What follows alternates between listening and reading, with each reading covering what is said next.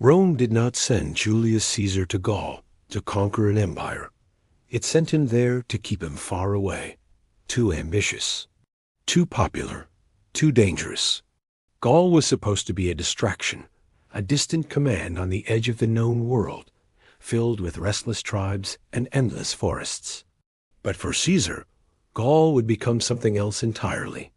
It would become the forge where his legend was made. Beyond the Alps lay a land Rome barely understood. Vast plains, dark forests, icy rivers, and scattered tribes bound by tradition, pride, and fierce independence. The Gauls were not a single people. They were dozens of tribes, some wealthy, some poor, some warlike, some cautious, often fighting each other as much as any outsider. To Rome, they were barbarians. To themselves, they were free.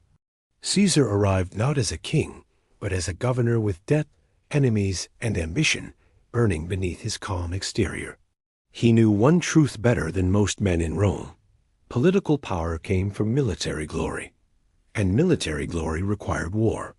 The first spark came when a powerful tribe attempted to migrate across Roman territory. Caesar framed it as defense. Rome always did.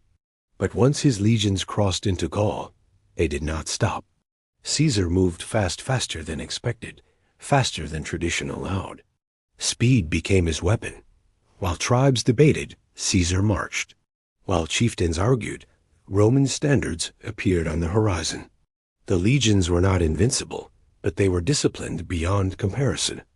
Soldiers trained to move as one body, to build forts in hours, to endure hunger, cold, and fear without breaking. Caesar did not command from comfort.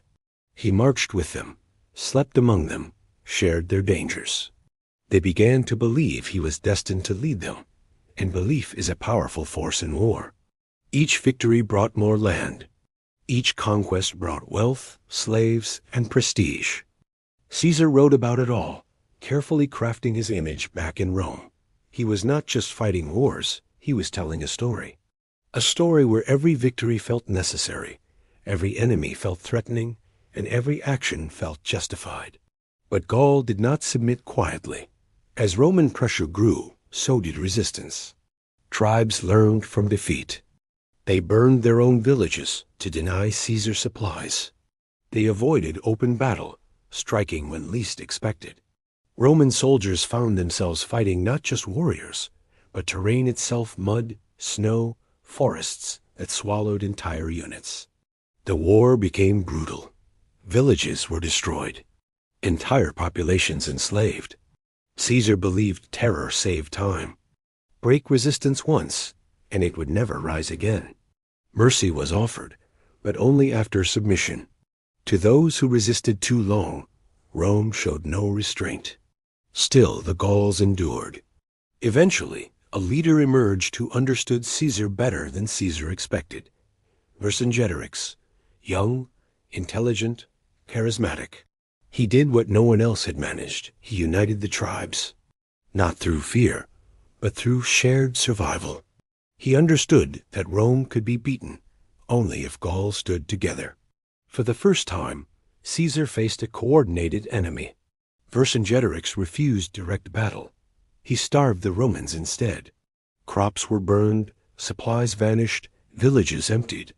Caesar's legions marched through silence and smoke, stretched thin, exhausted, hungry. The balance shifted. Rome was no longer advancing confidently. It was struggling.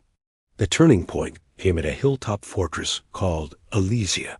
Vercingetorix withdrew inside its walls, believing Caesar would be forced to retreat.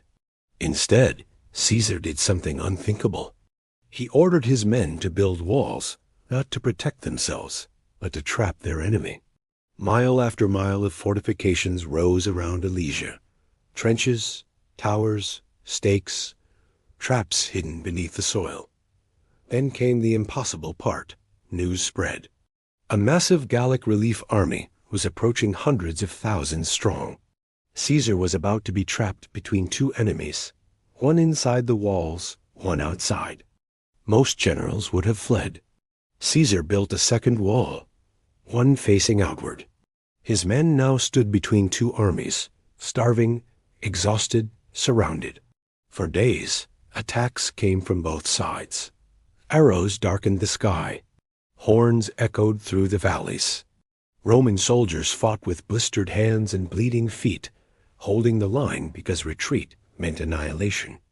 At the height of the battle, Caesar himself took up a shield and joined the fighting. The sight of their commander standing with them steadied the legions.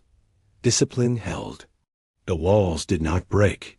When the relief army finally retreated, Gaul's fate was sealed.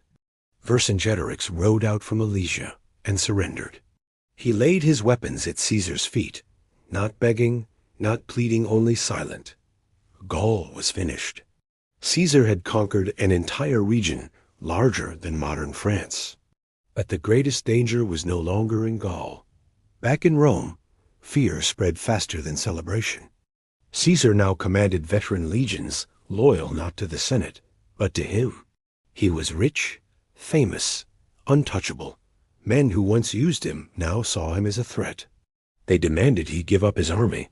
Caesar knew what awaited him if he did. So when he left Gaul, he did not return as a servant of the Republic. He returned as a man forged by war, followed by soldiers who would cross the world for him. The Gallic Wars had given him everything: wealth, loyalty, reputation, and confidence. They had also destroyed any chance that Rome could remain what it once was. The forests of Gaul had fallen silent. The legions marched south. And Rome, whether it realized it or not, was already at war with itself.